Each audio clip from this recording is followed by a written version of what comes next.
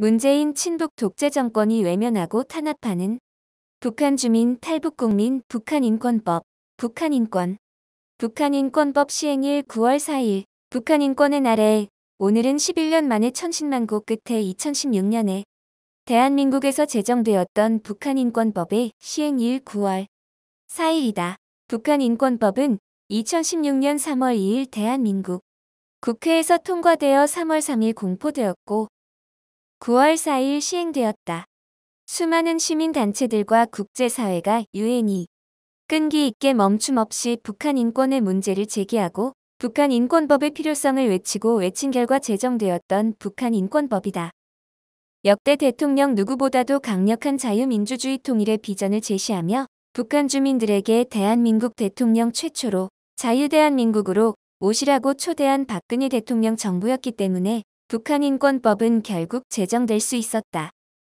우리 공화당 대표 조원진 의원은 2018년 11월 북한인권법의 시행일인 9월 4일을 북한인권의 날로 제정해야 한다는 북한인권법 개정안을 발의하였다. 그런데 북한인권의 날이기도 한 오늘 9월 4일에 바라보는 대한민국의 현실, 북한인권의 현실, 북한인권법의 처지, 우리의 현실은 암담하고 참담하다.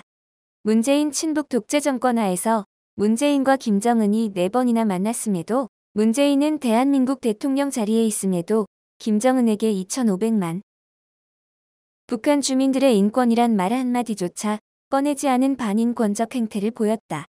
문재인 친북 정권 하에서 북한인권법은 시체 상태가 되어서 북한인권법의 핵심 사항인 북한인권재단은 더불어민주당의 방해로 출범조차 하지 못하고 있다.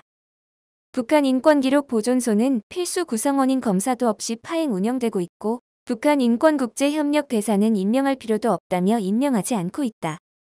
문재인 친북 독재 정권은 심지어 대북전단을 보내는 탈북국민 인권단체들을 경찰 검찰을 동원해 탄압하고 북한인권 시민단체들에 대한 사찰을 강행하며 탄압하고 있다.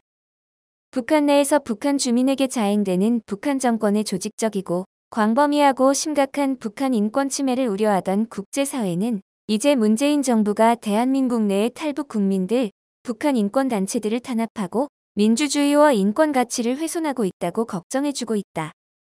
살아보겠다고 대한민국으로 와서 이 자유와 번영의 대한민국에서 굶어 죽은 고안 성옥 모자 비극이 여전히 생생하다.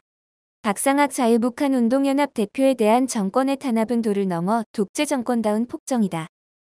11년 동안은 북한 인권법 제정을 방해하고 지연시켰던 소위 진보, 실제 친북반미주의자들은 내내 대한민국 인권이나 신경 써야 한다. 북한 정권의 주권을 인정해야 한다. 국가보안법 철폐해야 한다 했었다. 그리고 그랬던 그들은 정권을 잡은 지금 자유민주주의 체제 대한민국의 인권 상황을 그들 스스로 북한 수준으로 반인권적 독재 상태로 만들고 있다. 문재인 정권은 탈북 국민을 탄압하고 북한 인권법을 휴지 조각 만들고 북한 주민의 인권에 대해서는 소름 끼치게 한마디도 꺼내지 않고 있다. 이것이 바로 인권 변호사 출신 문재인 정권의 실체다. 인류 보편적 가치의 인권마저 편향적으로 적용하는 반인권 정권. 문재인 정권이다. 북한인권법 시행일 9월 4일 북한인권의 날에 우리 공화당은 문재인 정권에게 강력하게 요구한다. 문재인 정권은 북한인권법이 실질적으로 작동되게 하라. 우리 공화당은 문재인 정권이 북한인권재단을 출범시키고 북한인권기록센터와 북한인권기록보존소를 정상화시키고 북한인권국제협력대사를 즉각 임명할 것을 촉구한다. 2,500만 북한 주민이 정치범 수용소에서 당하는 상상할 수 없는 가혹행위, 생각의 자유, 거주 이전의 자유도 없는 거대 수용소인 북한 정권에 갇혀있는 북한 주민의 해방을 위한 우리 공화당의 노력과 투쟁은 중단 없이 계속될 것이다. 2020년 9월 4일 우리 공화당